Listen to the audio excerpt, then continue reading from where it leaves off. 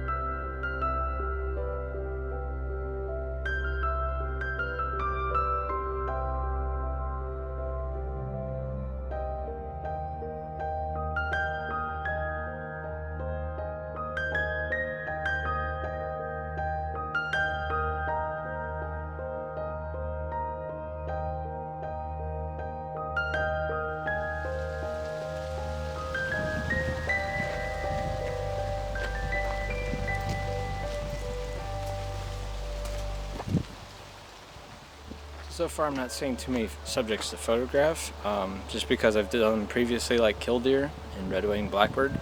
And then also the little cattails as they sway in the wind. I've done of mounted on a tripod. I've done like an abstractual, intentional blur of that before.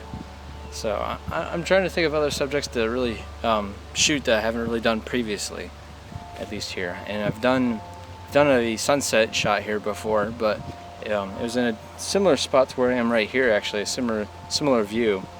But I'm thinking on the other side of the quarry, I pre-visualized kind of already from a previous trip, this S-curve, or at least it looks like an S-curve to me, where you stand up high on the vantage point of the entire quarry, and the sun's just right on the other side, right over here.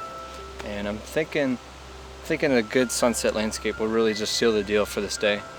This place is really good for any kind of landscapes, really, but particularly sunsets. I just feel like the way it shoots over the west side over here, it really looks really powerful. And better yet, from the farthest side out from the quarry, you can stand up top on the cliff face and you just get this spectacular view of it as well. But I think I'm going to try the S-curve over here later on in a few hours when the sun starts to go down. For now, I'm just still hiking along, looking, kind of climbing all these different kinds of rocks and just getting a feel for the place, seeing if there's just any trails that I haven't explored yet or any kind of areas of interest, and just pre-scouting. That's honestly what I'm doing right now, but we'll see if anything comes of it. Alright, as I was filming that last bit, I just kind of started scanning the horizon, looking around, and I turned around and I just really like the clouds. I know that sounds weird. I just really like the way, I don't know if you can see it from here, but it's like really mountainous looking, and it's all right here, this one kind of wide open stretch behind me. So naturally I was like, well, I'm just going to slap on the wide angle lens and a polarizer and just experiment with it. So that's what I did, because a lot of people, they knock on daytime landscapes, but generally I shoot daytime landscapes if I wanted to convert them to black and white. So I'm thinking the results on this would look really good, and I just really like the way the clouds just have this kind of this powerful magnitude to them, and just the scale and size that makes it equally as big looking as the tree line that's just right below it.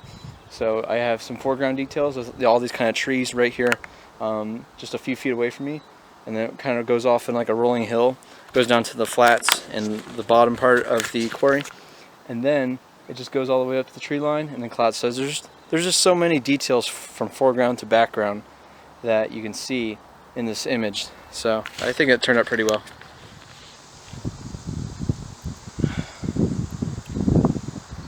Another amazing thing about Oaks Quarry is just the massive, immense scale of it, and the sparseness of all the vegetation.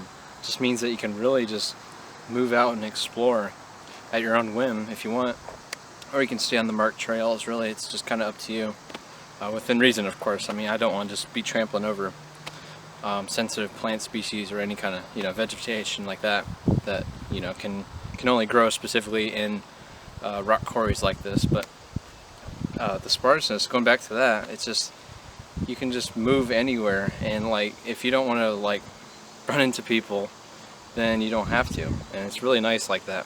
Which means in my case is that I can fairly comfortably photograph and not have to worry about being kind of kicked out my mojo or any of that. It is scorching hot up here on this tall peak, so I'm going to get off and probably move to a shaded trail, and we'll check out the rest of the park.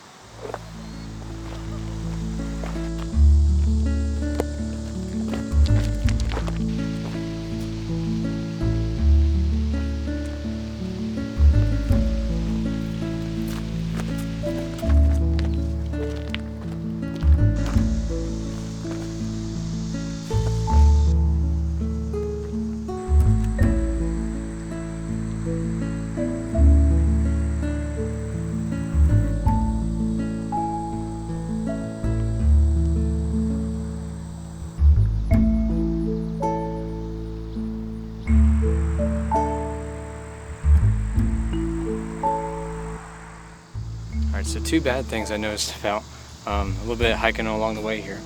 On the shaded perimeter trail, well, it used to be shaded very well. Now it's been clear cut and mowed quite a few inches out from each side of the trail, and so a lot more sun pours in, which is kind of unfortunate, because I always found that to be a nice little retreat from you know, the harsh beating sun out here in the open. And then not only that, but they added a fence row along the gorgeous spot I was talking about earlier, where the sun, you can just see on the opposite side of the quarry, and it's just really unfortunate. I don't know, I really wish it didn't have to be this way. I really ideally wish there wasn't a fence, but all I can say is now I guess I can say I remember Oaks before it had the fence up and you couldn't cross it, but now it's hands off. You know, it's restricted, I guess, but it's a little unfortunate. All right, I'm gonna make my way around the rest of the trail here. I'm about halfway through the 2-mile perimeter loop. Yeah, we'll see what happens. We got about an hour and a half left of daylight, so let's see what we can get into.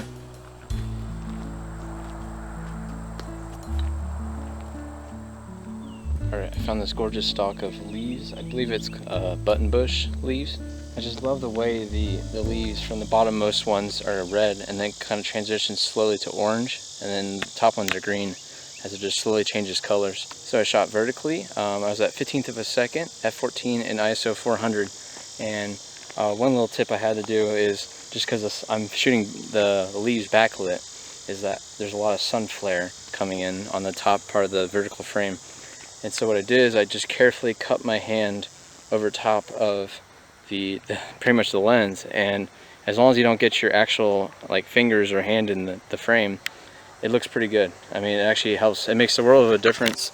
The exposure rating doesn't get all messed up and overexpose it to compensate, and the image just overall looks a whole lot better, and there's no sunspots or any kind of sun flare-ups that happen, and you don't have to edit those out of post. And yeah, the reasons go on and on, but yeah, the results look great, and it's a nice little just color study is really what I call it.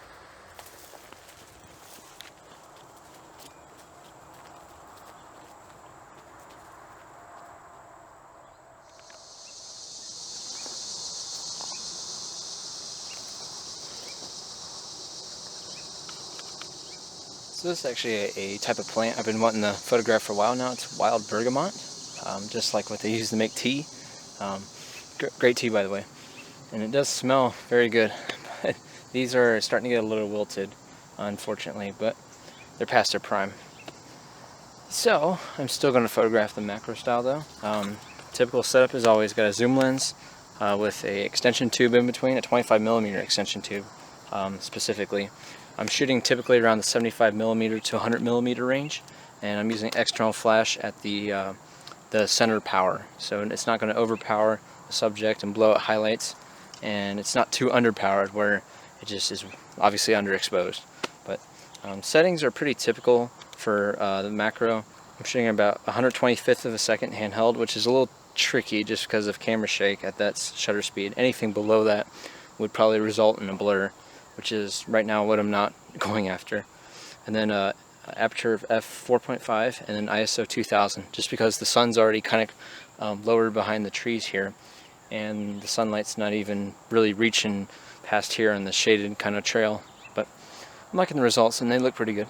It's a solid just plant macro photo.